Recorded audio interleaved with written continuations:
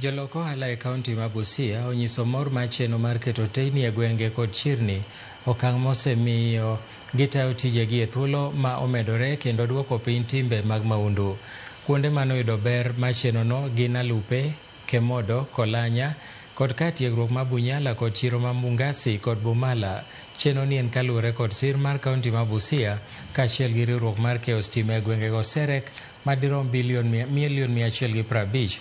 Gavana ma Busia Paul Otuoma ojiwo jodak ma Busia mondo oti maber kod chenro makama maneno ni gisudo nyime e hala.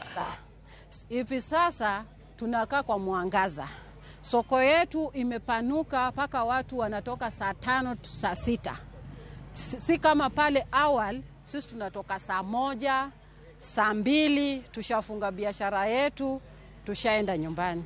Hivi sasa sisi tunatoka hapa saa 4, saa 5, hata wengine wanatoka saa 6. Kwa tunafanya biashara paka saa 1.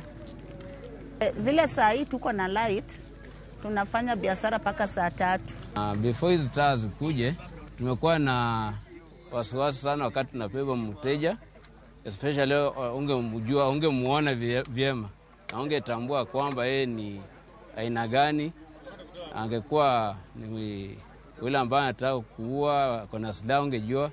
Lakini sasa kwa saa hii mteja tunamuona kabisa, tuna mzigo wake wakati tunakagua. And also sometimes when we give you power and you are not using it to generate revenue, then you'll be expecting us again to come to that center and pay for this power. You get it?